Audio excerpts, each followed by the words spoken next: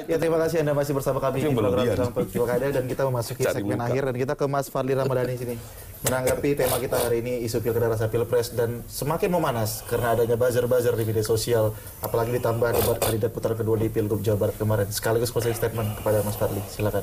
Iya, semua ini menurut saya ada dua hal. Pertama, mesti ada kedewasaan dan kepemahaman dari seluruh stakeholder yang terkait di dalam proses pemilihan kepala daerah ini. Mulai dari penyelenggara pemilu, mulai dari peserta termasuk dengan pemilih. Semuanya harus memahami dan melihat apa sih yang boleh dilakukan dan apa yang tidak boleh dilakukan. Bagi penyelenggara misalnya, termasuk aparat penegak hukum, kalau memang ada hal yang dilanggar, ya ditindak sesuai dengan aturan main yang ada, siapapun itu. Nah, bagi peserta pemilu atau peserta pilkada, itu wacananya diharapkan tidak hanya wacana bagaimana memenangkan pemilihan juga, tapi juga harus memahami apa yang boleh dilakukan dan apa yang tidak boleh dilakukan. Nah, termasuk juga pemilih. Tadi saya setuju bahwa banyaknya berita hoax, ancaman kekerasan, intimidasi di media sosial itu kan salah satu hal yang memberikan noda yang tidak baik bagi demokrasi kita. Nah, itu adalah ruang penegak hukum sebetulnya.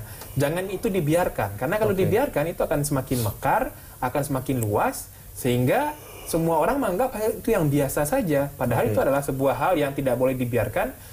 Dan merawat demokrasi kita ini kan merupakan hal yang sangat jauh lebih penting dari sebuah kontestasi itu saja.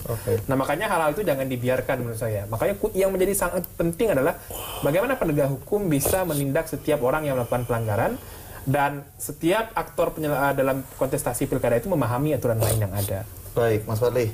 Kalau kita ke Bang Emrus, bagaimana Bang Emrus sikap yang harus kita ambil? Karena pilkada ini semakin memanas, apalagi di jelang pilpres. Sekaligus closing statement, Bang Emrus. Baik, saya pikir kita butuhkan pemimpin-pemimpin kita yang akan datang nanti, terutama paslon presiden kita 2019 dan para tim sukses. Yaitu kita mengharapkan kedewasaan politik dan kedewasaan demokrasi. Kedewasaan politik yang saya maksud adalah bahwa para kandidasi maupun para tim sukses ini bertarung kepada level yang sifatnya program. Sudahlah, hentikanlah yang mengangkat isu-isu yang memanipulasi persepsi publik. Move on lah ya intinya. Iya, move on lah. Jadi jangan misalnya mengangkat isu-isu yang sensitif, yaitu agama, perbedaan suku dan lain sebagainya.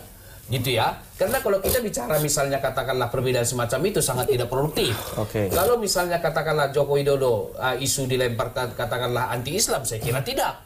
Karena memang misalnya kita melihat Joko Widodo dari nenek moyangnya adalah Islam.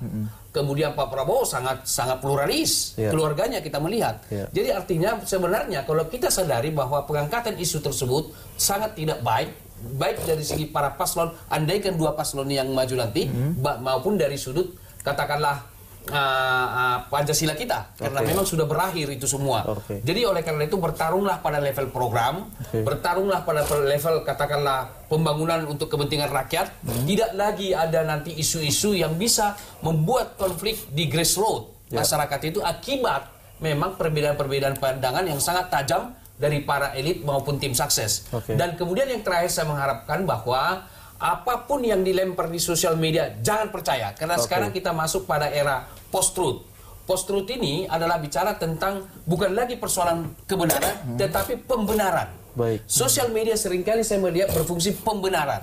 Oleh karena itu masyarakat, bahkan KPU, Bawaslu, Kementerian Komunikasi dan Informasi dan semua kita ini punya kesadaran yang tinggi bahwa memang tidak ada lagi ruang bagi mereka yang memperbincangkan perbedaan itu. Baik, terima kasih Bang Emrus. Sekarang kita ke Mas Riza. Silakan Mas Riza, sekaligus closing statement singkat saja. Ya, jadi memang kita harus menyikapi ya tahun politik ini lebih bijak, ya, lebih adil, lebih tenang, ya. Dimulai dari penyelenggara, dimulai dari peserta pemilu, dimulai dari penegak hukum, ya. Kemudian aparat keamanan, kemudian yang terakhir memang masyarakat. Yang memang yang tidak mudah diatur itu memang kan masyarakat. Karena masyarakat ini sangat besar jumlahnya, latar belakangnya beda, tidak semuanya ada bisa dipimpin oleh sekelompok orang atau tidak semuanya punya pemimpin, punya institusi organisasi. Jadi memang berbeda. Nah, terkait juga media sosial juga kita harus hati-hati, harus teliti. Beberapa kali saya sampaikan bahwa ya pemerintah harus berani menggunakan kekuasaan, kewenangannya untuk memanggil bahkan memblokir ya apa itu media sosial, mau WhatsApp, mau Facebook, Twitter dan sebagainya kalau ditemukan ada akun-akun palsu gitu. Caranya bagaimana? Kita sudah punya single identity, kita punya KTP elektronik, harusnya dimanfaatkan sebagai basis dasar penggunaan akun.